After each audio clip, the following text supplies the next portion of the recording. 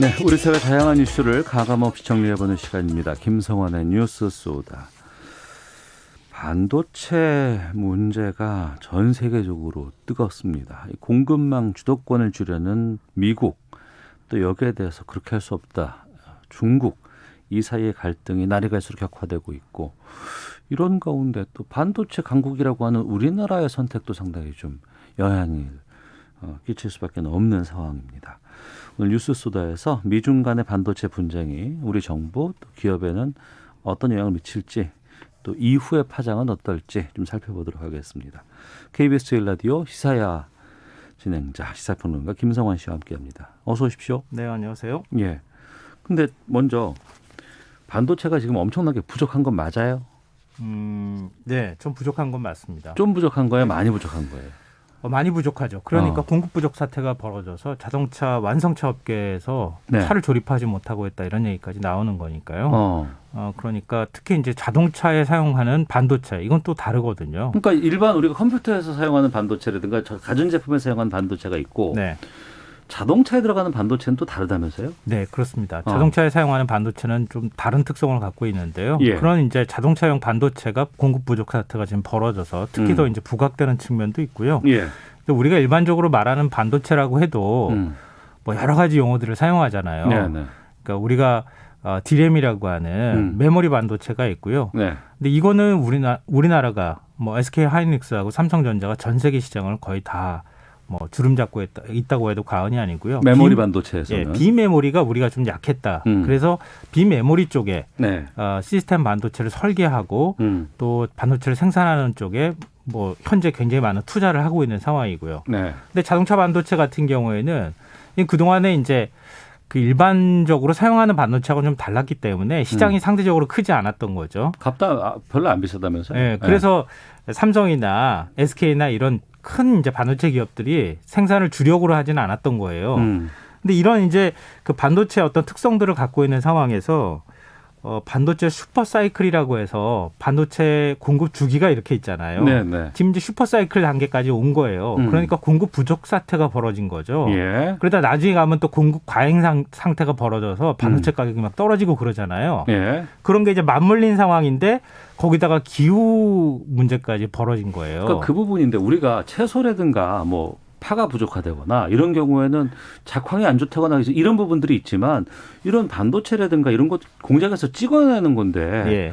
많이 생산하면 되지 않을까라고 생각할 수 있거든요. 그렇진 않아요. 네. 왜냐하면은 반도체 웨이퍼라고 하잖아요. 반도체를 만드는 기본 재료 이렇게 동그란 거 보셨죠? 예, 거울처럼 반짝반짝한 거. 예, 예. 그거 만들려면 3개월에서 6개월 정도 걸려요. 굉장히 많은 공정을 거쳐야 하거든요. 공정이 독특하고 어렵다. 예. 네. 그러니까 금방 어떻게 찍어낼 수 있는 게 아니고요. 한 번 어떤 변수가 작용하면 다시 원상 회복까지가 굉장히 많은 시간이 걸립니다. 예. 근데 이게 제가 예상치 못한 기후 문제라든가 이런 게 있다고 말씀드렸던 게 지난 2월 미국 텍사스에서 기록적인 한파가 있었잖아요. 정전됐다면서요. 삼성전자 오스틴 반도체 공장의 가동 중단이 이루어졌고요. NXP하고 인피니 같은 반도체 기업들도 그때 당시 같이 가동 중단이 이루어졌어요. 네. 근데 이게 올 여름께나 돼야 거의 정상화가 될 정도 수준이고요. 올 초에 있었던 게 여름이나 돼야 정상화 된다고요? 네. 한번 가동 그 공장이 이렇게 정전이나 이런 사태로 인해서 당시 이제 상당 기간 그렇게 했을 뿐더러 중단이 되면 처음부터 다시 시작해야 되거든요. 네. 그러니까 그 기간이 아까 제가 웨이퍼 만드는데 3개월, 6개월 걸린다고 말씀드렸던 거와 관련이 있고요. 차량용 반도체를 주력으로 생산하는 일본의 기업도 후쿠시마현에서 지난 3월에 강진이 있었잖아요. 예. 그때 또 공장이 중단됐어요. 그리고 세계 반도체 위탁 생산 업체죠. TSMC가 그 타이난 공장도 6시간 정전이 일어났는데 네. 생산 중이던 3만여 개 웨이퍼가 영향을 받았다 그래요. 근데 반도체 가격은 생각보다 비싸지 않지만 반도체가 들어가는 곳은 비싸잖아요. 네. 예를 들면 자동차 굉장히 비싸잖아요. 그렇죠. 반도체 하나 얼마 안 네. 되잖아요. 네. 그 자동차가 비싸기 때문에 반도체는 하나하나가 굉장히 품질 검사를 엄격하게 해야 되는데 한번 삐끗하면 다시 만들어야 되는 과정이 있어야 되니까 아무래도 네. 공급에 영향을 미칠 수가 밖에 없는 거죠. 그러면 우리나라에서도 비메모리 반도체를 쓰는 기업들이 꽤 있을 것 같은데 여기는 어떻게 영향을 좀 줍니까? 국내 자동차 기업도 영향을 받고 있는 거죠. 현대자동차 아산 공장도 뭐 지난 19일, 20일 휴업을 했고요. 예. 한 2,000대 정도 생산 차질이 발생했다 이런 얘기가 나오고요. 한국 GM도 일주일간 부평 1, 2공장 중단했고 또 다시 중단될 가능성도 있다 이런 얘기가 나옵니다. 쌍용 자동차도 역시 상황은 마찬가지입니다. 그러니까 국내 자동차 업계들이 반도체 사용하지 못해서 자동차를 못 만드는 사태가 벌어지고 있는 건데요. 네. 근데 우리 이제 뭐 태땡이라고 하는 전기 자동차 있잖아요. 그 전기 자동차하고 일반 요즘에 만드는 전기 자동차하고 뭐가 다릅니까? 이렇게 물어본단 말이에요. 아니, 배터리 들어가고 모터 들어가는데 뭐가 다를 게 있습니까? 이렇게 하는데 기본적으로 반도체와 그 센서에 관한 문제예요. 근데 그걸 처리할 수 있는 굉장히 많은 정보들을 받아들여서 자동차가 계산하고 복잡하게 빅데이터를 돌리고 거기 반도체가 다 필요할 거 아니에요. 이게 굉장히 많은 게 들어가는 거예요. 근데 그 처리 연산 능력이 기존에 지금 그 태땡이라고 하는 자동차에 비해서 현재 만드는 자동차 회사들이 그 수준을 못 따라간다고 하는 얘기가 있어요. 그러니까 그럴 정도로 많은 반도체가 사용되고 있다고 생각하시면 될 것 같아요. 아니, 그러니까 반도체가 부족하다는 건 뭐 알겠어요. 그리고 또 그것 때문에 기업들이 피해를 본다거나 아니면 제품 생산에 어려움을 준다는 건 알겠는데, 근데 이게 왜 정치적으로까지 좀 확장이 돼서 백악관에서 직접 나서서 막 바이든 대통령이 삼성을 막 부른다거나 막 이런 일들이 왜 벌어지는 거예요? 그러니까 기본적으로 미국이 원래 반도체 종주국이나 다름이 없잖아요. 네. 미국에서 생산하는 반도체 수량 자체가 많이 줄었어요. 과거에는 한 30%대 점유를 했었는데 지금 한 10%대밖에 안 되거든요. 네. 근데 지금 IBM이나 이런 곳을 뭐 대표적인 회사라고도 볼 수 있을 텐데요. 네. 근데 이런 상황에서 미국하고 중국의 기술 패권 경쟁이 벌어지게 된 거예요. 기술 패권 경쟁. 네. 그러니까 미국 내 반도체를 생산할 수 있는 능력은 현저히 떨어지는데 반도체에 대한 수요는 계속 앞으로 늘어날 거잖아요. 만들진 않는데 그 필요한 곳은 늘어나고 있다. 그렇죠. 4차 산업혁명 얘기하면서 자율주행 자동차 얘기도 나오죠. 그렇죠. 뭐 하다못해 냉장고하고 세탁기가 대화하는 시대가 돼버렸다. 뭐 이런 얘기도 하잖아요. 다 이 반도체 문제거든요. 그리고 5G 시대가 오는 것도 역시 마찬가지고요. 근데 미국의 제조업 부분에 있어서 이런 기술 역량이 현저하게 떨어지는 현상이 나타난 거예요. 네. 근데 반대로 중국의 기술은 눈부시게 지금 성장하고 있는 상황이거든요. 중국의 기술력이 예전하고 달라요, 지금은. 네. 그럼요. 네. 특히 이제 4차 산업혁명과 관련되는 분야에 있어서 중국의 기술력은 굉장히 앞서가거나 아니면은 지금 막상막하로 따라오는 상황이거든요. 이거 그대로 방치하다가는 중국한테 패권 넘겨주게 생겼다. 네. 그러니까 미국 내에서 반도체나 이런 생산할 수 있는 능력, 기술들을 중국으로 유출하지 않도록 해야 되겠다. 이제 이런 게 있고요. 또 하나는 중국이 지적재산권을 잘 인정하지 않으려고 해요. 그렇죠. 미국이 갖고 있는 것. 그 지적재산권이 중국 쪽으로 유출돼서 미국의 버금가는 국가로 성장하는 것을 막아야겠다. 이런 다급함도 사실 있는 거예요. 반도체 관련해서 한번 제도권 안으로 들어오게 돼버리면 더 이상 제어할 수 있는 방법도 없고. 네. 그러니까 파웨이 수출도 못하게 하고 막 다 막았던 거 아닙니까? 안보에까지 영향을 준다는 건 왜 그런 거예요? 당연히 그럴 수밖에 없는 건데요. 뭐 반도체가 들어가기 때문에 안보에 영향을 준다. 뭐 이런 차원이라기보다는 파웨이 같은 경우에는 그 뭐랄까요? 이 화웨이에서 생산하는 반도체 기술이 일단 무기에 사용하고 거기에서 그 반도체나 이런 것들이 사용되는 게 군사 기술이나 이런 것들을 빼내간다.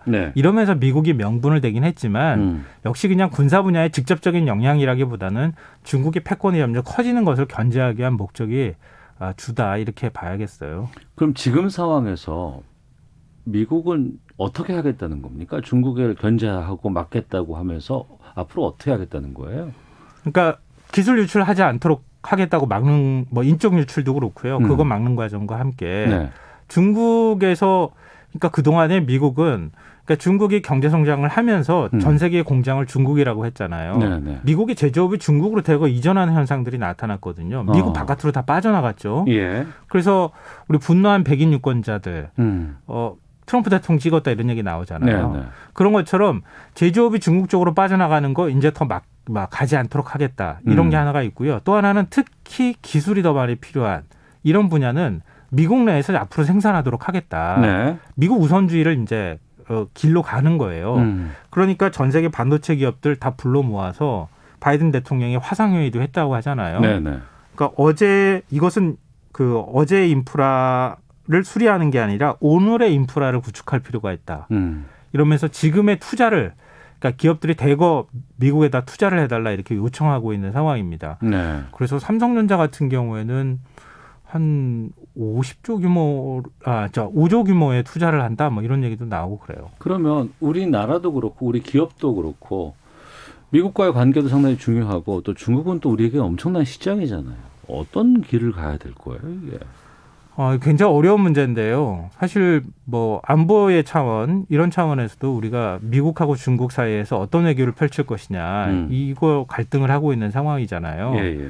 근데 반도체나 기술 패권이라고 하는 상황에서도 우리가 지금 중간에 불가피하게 껴있는 상황입니다. 그러니까 반도체라고 하면 뭐 전 세계에서 우리나라가 반도체 생산 1위 국가이기도 하니까요. 네. 그러니까 삼성전자 같은 경우에 아까 제가 이제 5조, 50조 헷갈렸는데 50조 투자할 계획이 지금 얘기가 되고 있거든요. 미국에 투자하는 거는 그건 뭐 기업의 목적에 따라서 투자를 하는 것인데 네. 그게 과연 우리 경제에 어느 정도 영향을 미칠 것이냐. 그러니까 자연스럽게 중국하고 갈등의 소지는 없을 것이냐. 이런 문제들을 따지지 않을 수가 없는 상황이 된 거죠. 네. 근데 우리가 뭐 미국에 투자하는 것 자체가 꼭 문제가 된다고 볼 수는 없을 거예요. 미국 시장에서 소화하는 부분도 상당히 많이 있을 거고요. 예. 근데 그것 자체라기보다는 미국이 미중 패권 전쟁 안에 우리를 넣어서 중국을 견제하겠다고 나오기 시작하면 그때는 상황이 좀 복잡해지는 거죠. 중국하고 우리하고 갈등이 자연스럽게 일어날 수밖에 없는데. 그렇죠. 우리 미국이 하라는 대로 우리가 다 할 수는 없는 거 아니에요? 그럼요. 네. 우리 수출의 한 25% 정도를 많게는 한 30% 가까이를 중국이 차지하고 있는 상황이기 때문에 경제적인 측면에서 우리가 중간에 끼어들 여지는 별로 없다. 그렇게 하면 안 된다 이렇게 생각하고요. 네. 안보적인 측면에서 뭐 균형 외교를 펼쳐야 된다 이렇게 얘기하는데 우리는 불가피하게 사실은 미국하고 함께 움직일 수밖에 없는 입장이잖아요. 그러니까 중국을 어떻게 설득해 가면서 대립적인 위치에 서지 않을 수 있겠는가 이런 부분에 대한 어떤 외교적 노력이 필요하지 않을까 싶습니다. 네, 말씀을 들어보니까 단순히 그냥 반도체 부족 문제가 해결이 된다고 해서 이 문제가 끝날 상황은 아닌 것 같고 그거는 아닐 거예요. 앞으로 계속해서 이 부분은 좀 우리에게는 호재가 될지 아니면 악재가 될지에 대한 기로에서 좀 우리가 고민하게 되지 않을까 좀 우려가 됩니다. 자, 김성환의 뉴스소다 여기서 마치도록 하겠습니다. 김성환 평론가와 함께했습니다. 고맙습니다. 네, 고맙습니다. 시사본부도 마치겠습니다. 안녕히 계십시오.